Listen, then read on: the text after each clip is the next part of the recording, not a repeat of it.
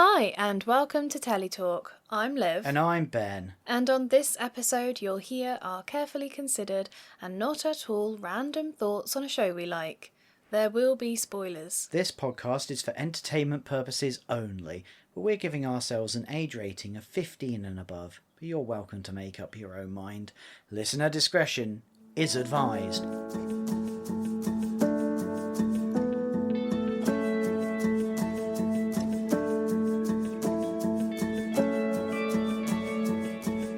We're back with the Plaths. Welcome to Plathville. Season 8. Episode 3. Okay. See, that was going to work brilliantly. I just wasn't sure if you didn't know the answer. I didn't know the answer, Okay. But this way I get to be involved in the introduction. What do you mean involved? You always start the intro. No, always is a very dangerous word. You often start the and episode. you also often start. Although technically you do always start the episode because you're like, hello and welcome to Teletalk. I'm Liv.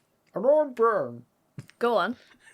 Go on. No. I want you to. No, it's gone. Okay. Right. Right. Oh no, it's taking a turn. Yeah. It's taking a turn. I've got my eye on you. This is how the Plaths go though, isn't it? Everything's fine until it's not. Till it's not. Ah. Joke goes too far. We're channeling the Plaths, which is never a good thing. So this episode was summoned, wasn't it? What do you mean? Things occurred, awkwardness was had.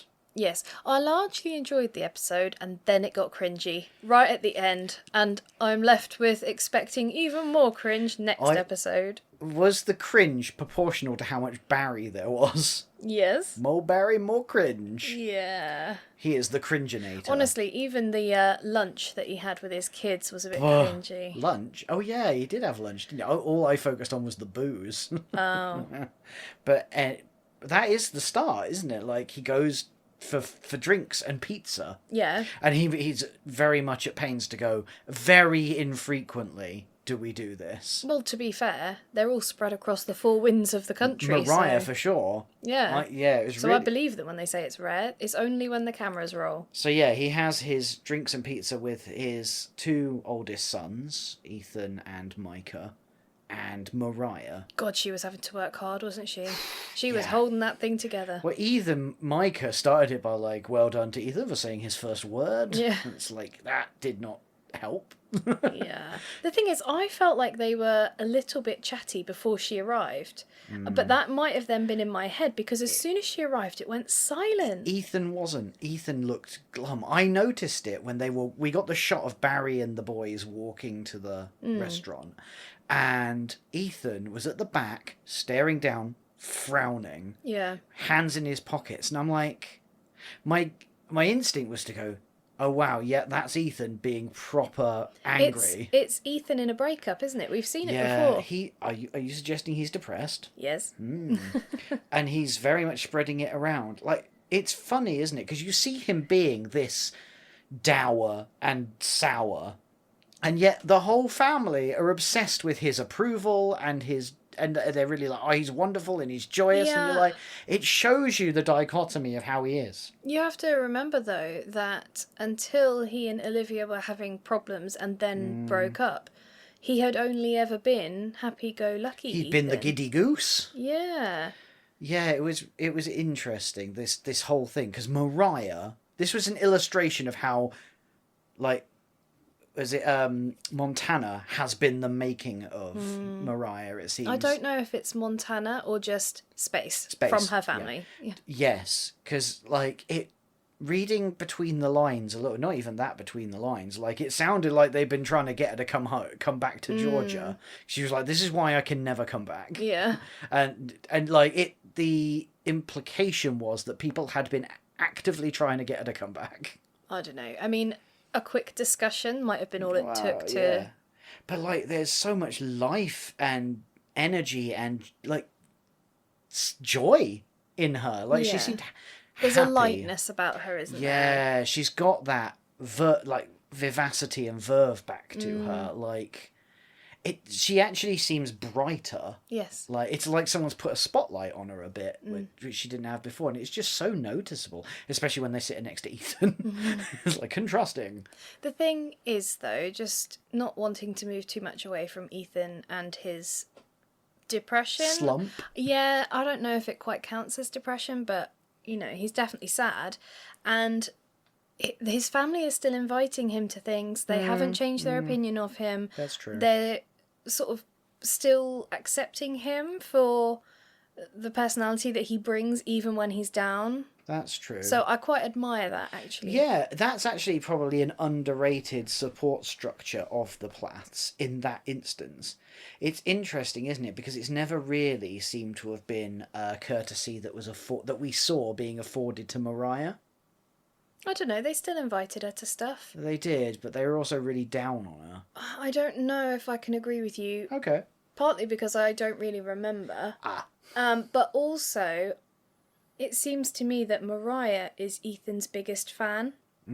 I don't know who her biggest fan is. So, while she's here championing him, I don't know who would have done that for her. I can't remember back.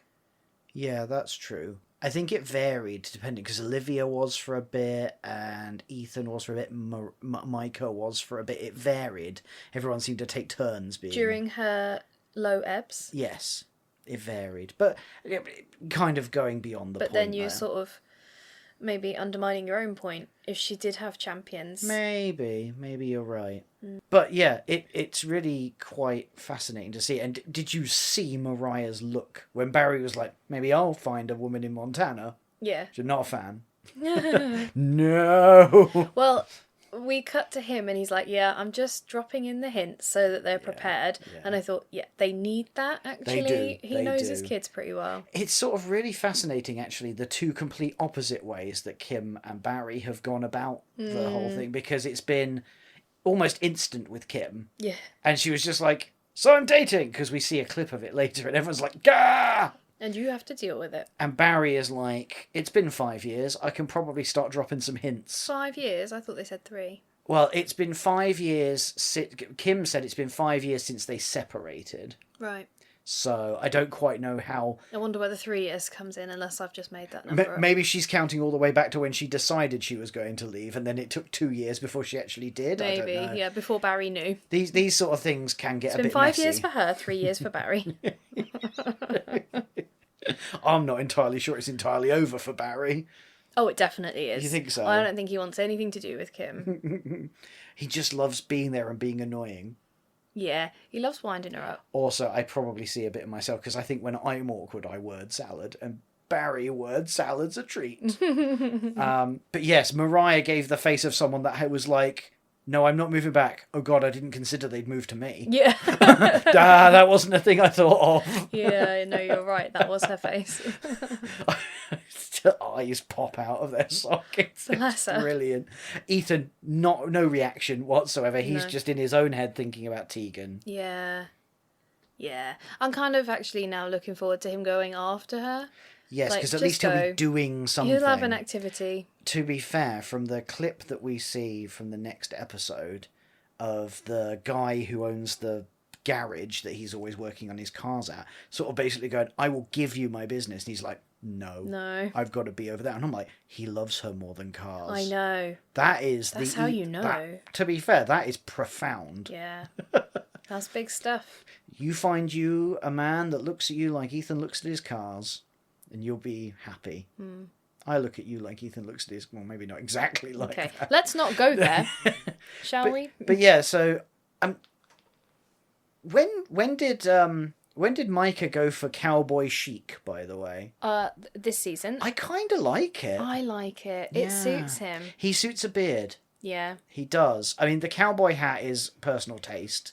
Yeah. I'm English. Cowboy hats scare me. You know what, actually, this came out of this scene as well, was Barry talking about Micah and his breakup and how he's yeah. having to sort of process that controlling relationship. Yeah. And I hadn't thought of that. I mean, it makes so much sense, but I Yes. hadn't. That awareness of the dad going, I'm at a different stage. My two boys are at different stages of grief Yeah. and processing. So they are not good wingmen for me. And if you're cynical, you're processing it in how useful they are to you, but that's not what he's doing. Like, I'm sure people will call him for that, but that's not what he's doing. He's being aware of his sons. Yeah. And going, maybe I won't put that on them right now. So I'll go for the new young buck in town. I think he's adding to, Team Barry here. Yeah, the more I see of Barry, I know he's cringe, but like, one dad to another, that's kind of your job. But I kind of like Barry. Like, he gives that support and that unconditional for his kids, you know. Yeah, because I noticed a bit later on when we see him at the bar, when it gets really cringe, his face lights up when he sees Lydia arrive. You know, that is that unconditional. She knows that he loves her and that he's pleased to see her always. Well, I mean, Kim arrives at the same time. No, so she arrives a little bit first. Okay. I'm going to get this conspiracy going. I think there's a secret love affair going on with Kim and Barry on the side. Yeah, and I think you are completely wrong. Oh, I know I'm wrong, but it's fun. Right. Just cast aspersions. She saw him up there last episode on the prow of that boat, and she was like, I don't know what to do with that, because you don't agree. You're just having fun. Like, where do I go? On to the next scene, maybe. Yeah. Which is Kaylin breakup debrief. She goes over to a friend, for which initially I was like, are they the same person? But they're not quite, but they look quite similar. Her friend's quite a bit older, I thought. I didn't know Kaylin was a nurse. No. Qualified nurse, apparently. I think she was studying when we first met her. They're all so young. Because she had her books on the tractor. There is a phrase that you don't expect to hear. I'm pretty sure she had her books on the tractor. On a scale of 1 to 10, how effective a study zone is a giant tractor? Well, I don't think it would be so bad if you were there on your own, but when you're sitting on your boyfriend's lap, I don't think it's very helpful. If you're there on your own, you got to be in charge of the tractor. No, it could be stationary. Okay, right, yeah, touche. Could be the family farm and it's very loud and there's nowhere to go, so you take your books to the tractor. The dedicated study tractor. Yeah. We all of us need a study tractor in our lives. Yes, I forgot those scenes where she would just show up and sort of hang out in the tractor with him. Yeah. They've lost some of their chatting time, maybe, if she's fully qualified now and she's actually at work. We miss the tractor time. I don't miss it. I was just remarking on it. No, I mean, that's what they would say. The heady days of the tractor. No, but seriously, that might have been when they talked, because if his job is so exhausting... Yeah. And don't get me wrong, I think her job must be exhausting as well. But if they've lost that connection point, and the only other time they have is when they're tired in the evening or whatever... Yeah, well, it does put a strain. It's a strain, yeah. I know it's a real job, and I know it's like... But peanut farmer just sounds so odd. I think it's because we don't have them here. Also, in my head, peanut farming does not involve such ginormous vehicles. It's just someone walking around going, peanuts, and putting them in a bag. It's not, though, is it? Well, evidently not. Also, have you seen those contraptions that they use for asparagus farming? No. Okay. What's so funny about them? Okay. Wow. Right, they're little close to the ground things, because asparagus is close to the ground. It's harvested by hand. Isn't most like crop close to the ground? I suppose, apart from tomatoes and stuff. Anyway, this is done by hand. So people sit on these like trailer things with a gap between their legs, and they're dragged along the field, and they cut it and grab it as they go. So basically, it's just a row of seats dragged behind a tractor. Yeah. Is it kind of like the old-fashioned dinner tables that you'd get folded out at school? The big long table with the circular seats all along it? No. They're like go-karts, kind of. This has got away from us, hasn't it? Yeah, also, I've just realised I've never seen one in real life, so in theory it could have been AI. Is this your trapdoor cramps? Are you trying to con me? What? No. But I actually don't know how true it is, so... Okay. Yep. So, the show I drag you kicking and screaming back to the scene that we're Plathville. talking about. So, Kaylin is commiserating with her friend. Oh, yeah. And the gist is that Isaac was concerned that she was getting too serious and wanted to get married ASAP, and Which didn't. was all in his head because apparently. they hadn't actually talked about it. No. So that suggests the Plath communication is alive and well in Isaac. That would be what would be known as a fantasy, sometimes a PH fantasy, where he's created this life, this future, in his own mind, not based in reality. It's all in his head. Yeah, well, it sounds like, from when we see him talking later, that he's let the lads from work get in his head about him being too young to settle down. Yeah. Someone called Mario is name checked, not seen on this episode, but yeah, he's catching blame. Well, the thing is, I think had his family not been through what they've been through, I don't think those comments would have landed the same. Yeah, because he felt very strongly. He got swept up in the Lydia, it's far too soon and I'm angry. There's a lot of emotion in all of that, and it does make you wonder if some of the anger and stress that he had around the Lydia Zach thing was transposed from him Sort of processing projection. his own relationship, now that we understand this a bit better or have heard more about it. Yeah. Well,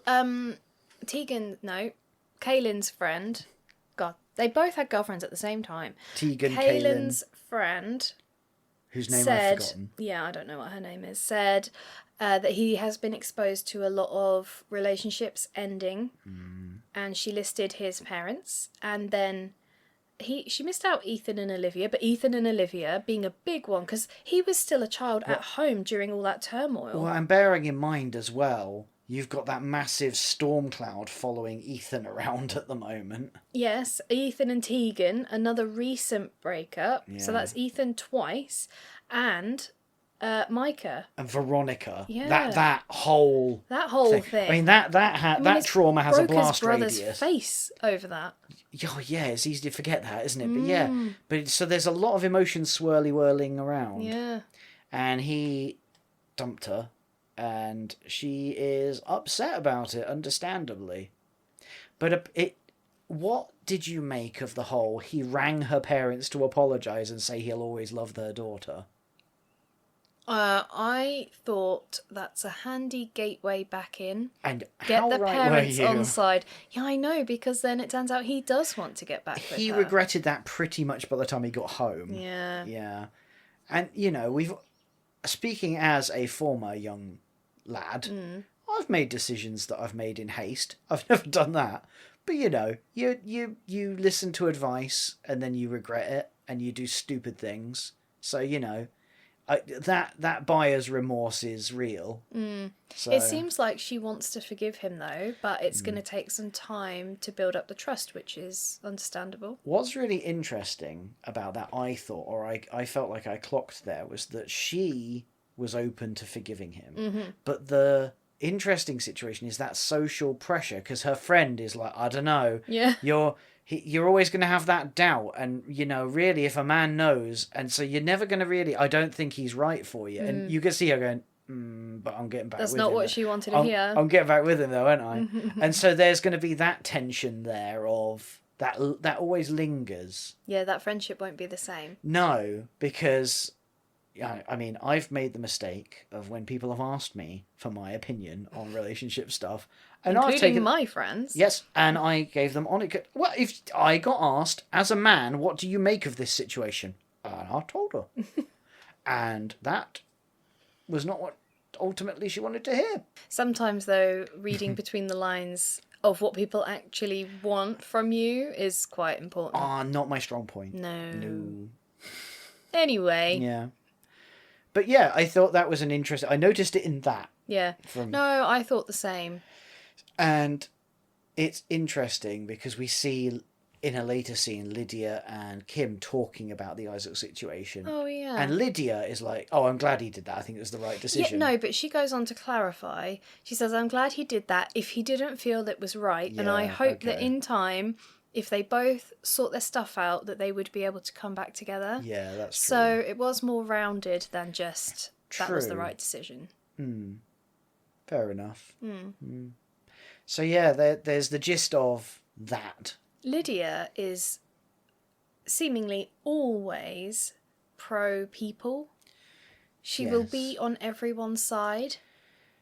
She'll be on everyone's side. Does that also translate to a bit wishy-washy, a bit nothingy?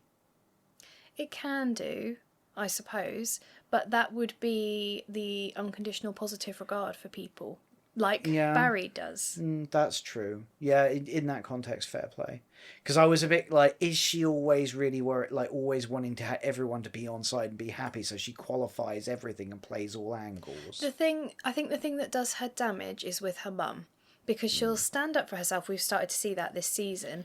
And then she'll very quickly not back down, but offer an olive branch to try and mend it again. And that is a complex situation, relationship, because like it seems like it was quite an authoritative household she grew up in. And so sort of getting used to pushing back against an authoritative parent is a difficult situation at the best times, let alone all of the complex divorce situation as well. It seems to me that with Kim, she'll take one step forward, sort of stand up for herself or say it as it is, or, you know, speak her feelings, and then take 2 steps back and go, but your hair's really pretty. See, yeah, it's really interesting with Kim as well. And we're sort of getting onto the hairdressing, so we could do that now. Yeah.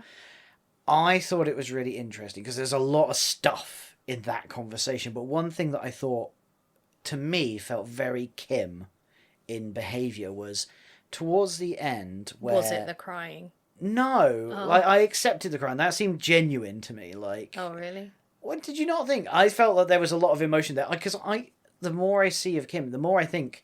She, from her perspective, I think she feels like she's been doing her best and been a good mum. And she cares deeply about her kids being happy and doing things the right way. The Kim way. Yeah. But I think she genuinely cares. And I think it genuinely upsets her to think that any of her kids are not on good terms with her or think poorly of her. Yes, and things like the trouble is that she lacks significant self-awareness. Well, yes. What I also think is, like, when someone gives something to her, it, like, will acknowledge, like, oh, because Lydia was quite measured in her, you know, I think, you know, you did some actions and they had consequences for you, but I think it's time for us to move on a little bit. Kim basically immediately said, oh, yeah, that's great. And it's wonderful that you've acknowledged that all of that is good, and Barry should have moved out, and sort of went, why, yes, you have now agreed to everything that I said, even though you haven't. It feels like she'll take way more than you give her. It just feels like quite a Kim thing, where you're like, oh, I didn't realise I just agreed to all of that. Yeah, well, you could see Lydia then pull right back. Oh, yeah, well, she was very emotional with production, wasn't she? Because I think there's that thing of going... But you could see her in the moment going... No. No. But what can she do now? But that's quite a manipulative thing. And I'm sure Kim isn't consciously doing it. I don't think she's going, well, as soon as she gives me approval, I can take as much as I want. Kim's a bit main character-y, isn't she? A bit. Well, we see that again in that flashback to where she's telling Mariah and Lydia that she's dating Ken. And it's very much a, like, I'm dating, happy for me? And then seems to be astonished that they're not happy. Yeah. And it's like, come on, get with the program. I'm happy. Yeah. I don't know. It's like mixed things with Kim. Again, people are very complex, aren't they? But I do think I felt like that crying and everything was genuine. Do you not feel so much then? No. Okay. Because it felt too much.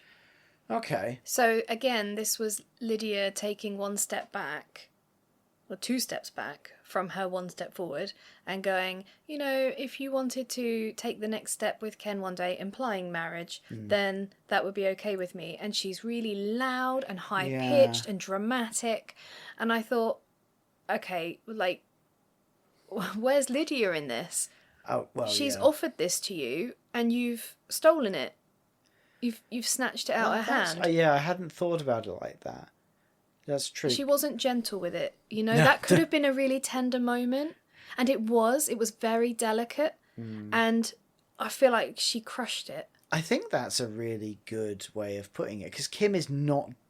with emotions and stuff like Kim is not delicate. No. She's very heavy-handed, and I think that's what gets her into trouble with people as well, because in the Talking Heads or with people, she's very absolute and full on and do this and I'm right and all of that sort of thing. And Lydia's not like that. No, and I think neither is Mariah in some, I don't know, maybe it's different. Mariah's a whole different person. Yeah, but that Lydia gets stepped on a lot, doesn't she, emotionally, and so she's trying to assert herself and is still getting stepped on. Yeah, and actually, I felt like we had a bit of an insight into Zach's role here, in that Lydia seems to be relying on him as a support system for her to be more forthright with her opinion. Which is really, I think, really healthy. It seems like a good thing. Obviously, it's a hard line to draw because you don't want to be the one pushing someone too hard. But it doesn't seem that he is. From what we've seen, he's there just to support her and say, you can do this and I've got you. If you want to, you can do it and I'm here for you. And he is keeping note of receipts. Yes, he is.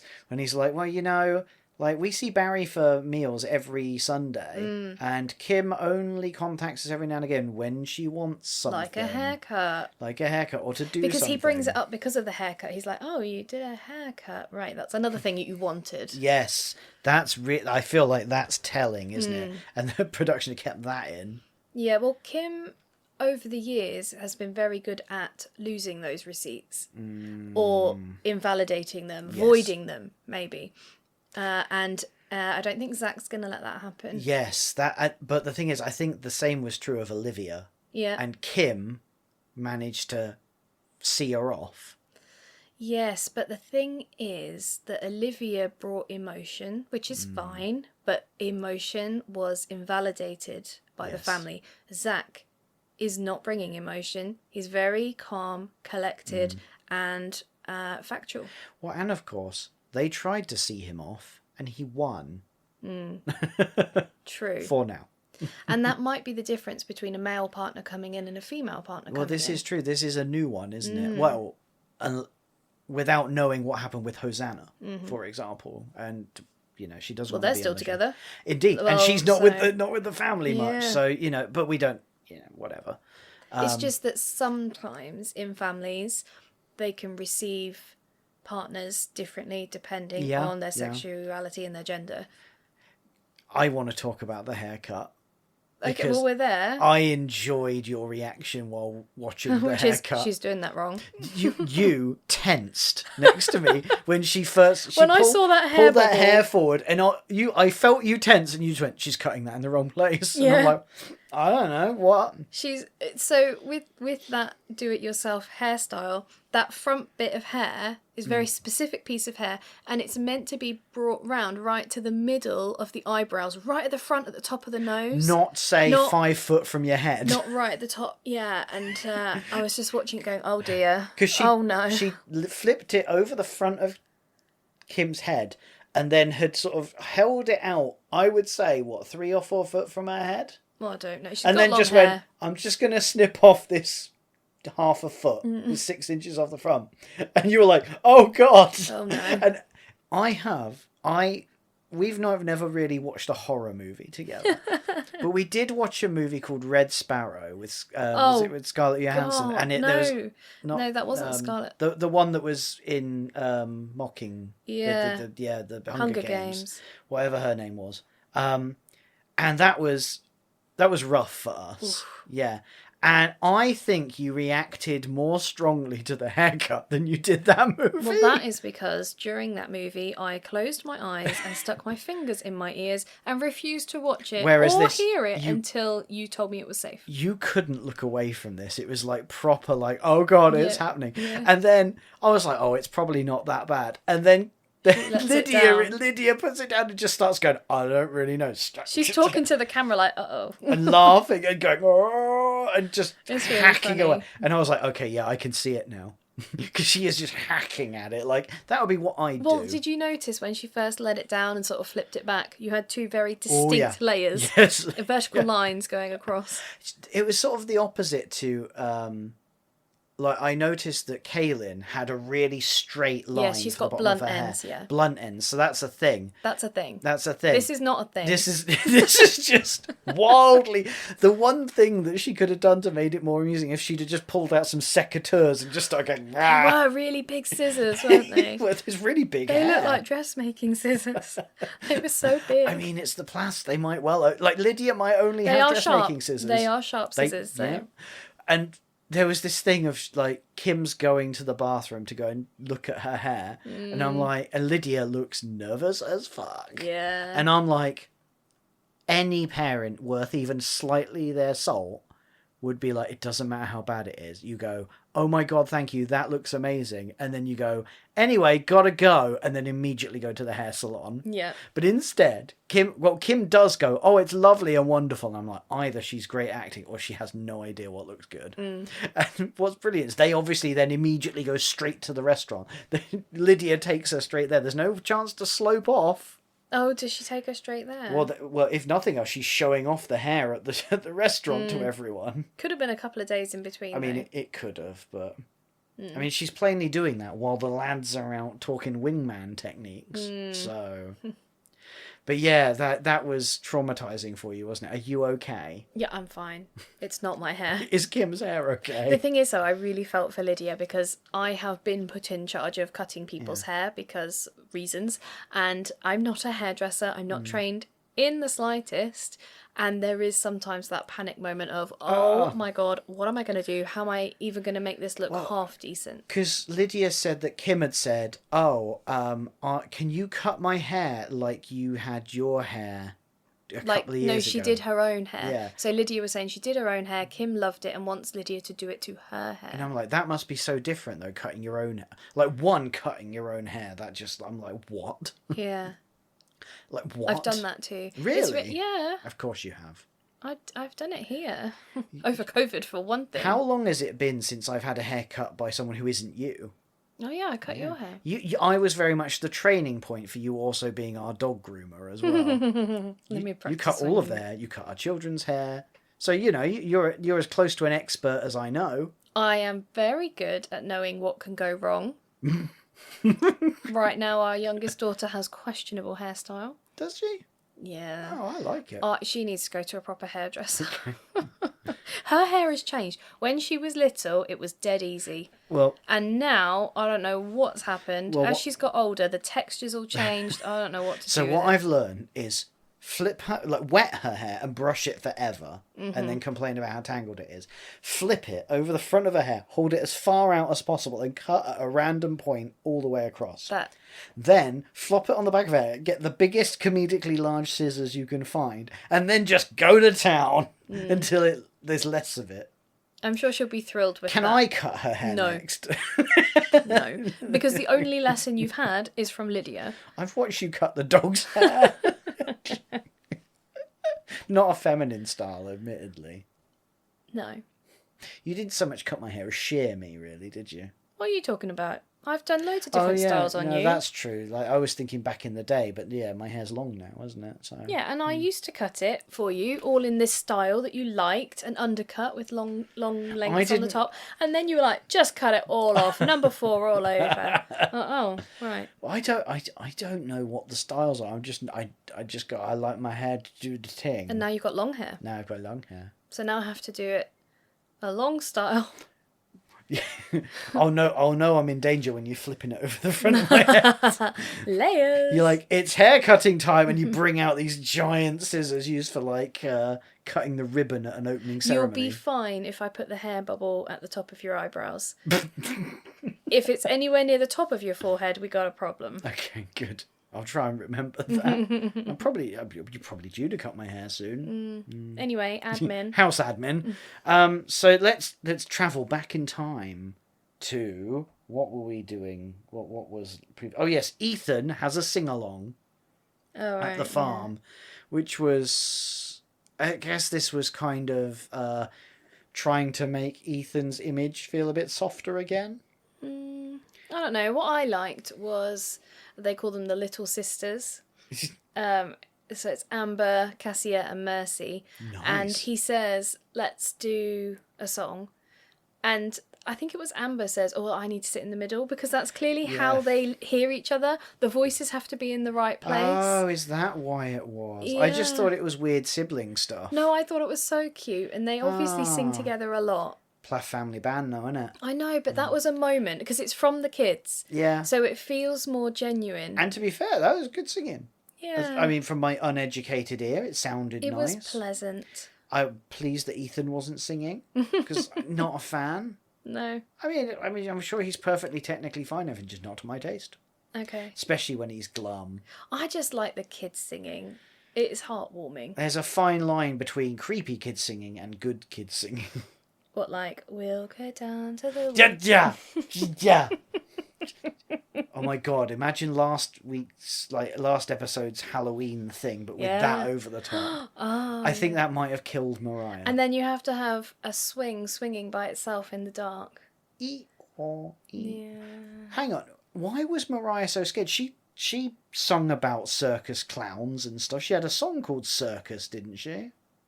Yeah. Yeah. This wasn't a circus. This was a maze. With masks. It was the masks she didn't like. Amazing Grace. Hey. Anyway, what else happened? That's kind of it for that bit. Yeah, it was a bit... And then we got all of the next week stuff come up. What? Oh no, sorry. I thought you meant for that scene, for the episode. We haven't talked about the restaurant and the cringe. Look at you trying to move us past that. It's very cringy. I've said it's cringy. I think that's enough. Well, it's sort of a tale of two halves, because we start off with inexplicable... It's all cringy, though. This guy who runs the bar seems to be very pally with everyone from the Plaths. Well, yeah. Someone wants to be on telly. Because Barry and Zach arrive, and they're sort of chatting at the maitre d' stand. And I thought, oh, he's being very friendly. It turns out they're friends. Yeah, what I thought was interesting, he's like, I've known them a year. And then he's like, they have transformed my life. And I'm like... Did he say a year? I thought that was someone else that said he said he's been close with them for a year. Are you sure? Because Yes. I think that is what someone else's colleague said. No, that's what he said. Isaac. No. Are you sure? I am certain. But yeah, he was like, they've transformed my life. And I'm like, what? It must be awkward, because he employs Kim and Lydia. He's employed Mariah, and he's mates with Barry and Zach. I'm like, either this mate is just super friendly, or he is like, I want to be on the telly. But yeah, it's interesting. And there was like this thing where they're like, oh yeah, I've just got out of a rough relationship as well. And I'm like, did you employ your ex-partner as well, like you did with Barry's? Because that's weird. In fairness to him, he then talks about really struggling with religious people. So he goes to church. That is the first comment he makes, because he says to Barry, I love your shirt. I'm going to wear my one like it to church tomorrow. You've inspired me. And then he talks about feeling almost ostracised, isolated by church-going folk because he's gay. Yeah. But the Plaths have embraced him and accepted him and are friends with him and work for him and stuff. I think that's what he meant when he said changed his life. I wonder what he makes, if he's watched it, of the whole Zach, are you gay thing. Because that felt a little bit pointed. But... well, we might find out. I guess so. So yeah, it's just nice. And he's sort of being used a bit like on Sister Wives when Cody Brown has random people that they've met and he goes, we're all going on a man trip. Yeah. It had vibes of the mandate. Like, you're a man that's been on this show. You are contractually obligated to go out with Barry because no one else will. What? Yes, I can kind of see that, but this does feel a bit different because this feels like it's a more genuine friendship rather than just your wife's gym trainer. What does it say that in 2 episodes we've seen Kim and her friends and Barry and his friends, and Kim has a substantially larger friendship group than you, Barry? I would not have called that. Yeah, but yeah, I mean,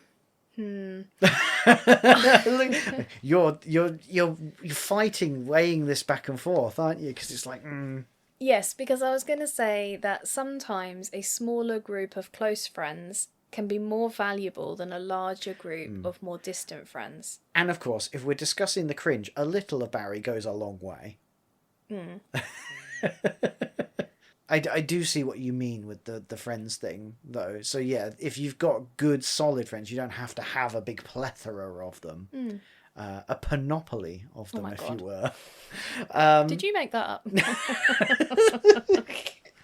A cornucopia of friends. But he does seem to actually really like Zach and this guy from the bar. They actually do seem to be friends. Which does belie, or at least not make Kim's assertion that Barry was only doing it to keep in with the family and to win the divorce. Because that was her thing, wasn't it? Like, he's just accepted Zach, and he's only doing it so that he can be pals with everyone and win. Yeah, I thought you were talking about the restaurant guy. I wish we knew his name. I was a bit confused. I get him in the divorce. Yeah. To be fair, though... He's befriended my boss. To be fair, with Kim and Barry, I could believe that would be a thing, that they're competing over everyone, and everyone has to pick a side. I suppose, apart from this guy. Though, we have to remember that they live in a really small town. They do. And this is probably the only restaurant in town. Well, apparently so, because that's where everyone goes. Well, there's the pizza place. Yeah, but was that in Florida? Oh, that was in Tallahassee, wasn't it? I lose track. So yeah, this is the one place in Cairo, Georgia. Yeah. You have to eat there or work there, or both. Or just eat at home. It's your one-stop shop for divorce parties, employment, lads' nights out. Oh my god, what if their lads' night out is at his own bar? I mean, does he do axe throwing or plunge pooling and spa? Sauna. Oh, yeah. I do think it was hilarious that going out to get dating tips turned into lads' night. And even, I love that Kim took absolutely, like, wasted no time in going, I know, that seems a bit gay, Barry. Did she say That's that? what she implied. Right. She was like, well, you're going out with men to the sauna for your dating. The thing is, though, apart from the sauna bit, it seems like Barry's got this stereotypical sitcom idea of what wingmen do. Yeah. Where you go to a bar and it's a night out. It's a lad's night out. Lads. That involves chatting up women. Are you suggesting that he might be somewhat out of touch with how dating works? Possibly. I don't think he dated Kim. They met at church and they just got married, didn't they? Do you think he's ever dated? Probably not. No. He's like, but God's supposed to pick one for me. No, well, that didn't work out so well. I got a Kim. He's going to have to pick his own next time.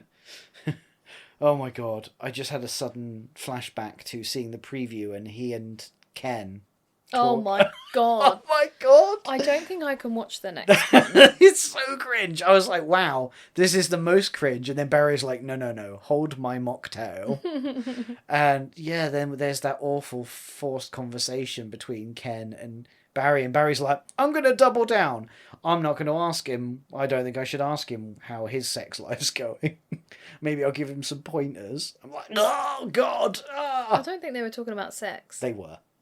They It were. was because they started off by Not saying... that we've seen this. This is just the preview. Well, we the probably shouldn't get into it too much. But the implication was sex. Oh. Yeah. Maybe you're just reading into it. This will be hilarious if it's not about sex. Oh, God. And I will be looking at you going, what are you thinking about? Apparently I'm thinking about Barry and Kim's sex life. Okay. And on that note, how did you rate this episode? Oh, God. How would you rate this episode? I thought it was really good. I'm giving it an 8 out of 10. 8 out of 10. Yeah. Wow. There was a lot there. The cringe was perhaps a bit much for me, and oh my God, it's going to get worse. But there was a lot of content that I enjoyed. So, yeah, 8 out of 10. I'm going to give it 6 injudicious hacks at hair out of 7. Ooh. I had a bloody good time. If anything, the cringe raised it. So much more. If the Barry sections were longer, it might have got 7 out of 7. I was embracing it by that point. I think I'm indoctrinated. Oh no. I need more of this completely artificial shoehorning of Barry and Kim together. Like, it's so obvious that the production team have gone, we have to make Kim and Barry, or Barry and anyone awkward, stand with each other and talk. They were like, oh yeah, that was gold having Barry and Kim on the boat. Do more of that. Let's make them at the one restaurant. Let's make them together. And then someone's gone, guys, I've got a brilliant idea. We're going to make Barry talk to Ken. Right? It could never work. And, oh no, that's the point. Yeah, I know. What are they going to do next? Like, seriously, who are they? Even Barry and Zach is quite awkward. Yeah. I know they get on, but... But Barry is an awkward person. Zach is an awkward person. Yeah. Like, what? Oh my God. What if, right? They're going to eventually send Barry and whoever the poor sap that they end up saddling him with on a double date with Kim and Ken. No, I don't somehow. like it. I don't like it's going to happen. That is the only escalation from Barry and Ken talking to each other. No. It's true though, isn't it? How socially unaware was Lydia to just start asking her dad if he was open to dating in front of Kim? I know, and it did seem genuine, because you said, I wonder if producers got, set that up, and I thought, but it looked real. Like, oh, there's Dad, I'll ask him, without actually taking into account the context. If it was anyone else, I think, ooh, that's a bit barbed, that is. That's getting back at Kim, but I don't think of that of Lydia. No. But... Oh. But yeah, I loved it. I want more. Wash over me the cringe. I aspire to that level of cringe. I don't need to see this. You might need earplugs too. Yeah. Because it's not the seeing that's the problem. You could probably watch it and just not listen. Oh, I don't know, the body language. Oh. Oh, it's so good. This was a tale of two Barrys. Beginning, supportive and accepting of his sons. The end of it, just be like, I got a date. Woo! No, yeah. They both looked so awkward, but Barry just talks. Like you. Like me. And on that note... That's all, folks. If you're enjoying it, please do take the time to rate and review us on your platform of choice. Your platform of choice. I'm ignoring that. Thank you so much for listening. We'll see you next time. Bye. Toodles!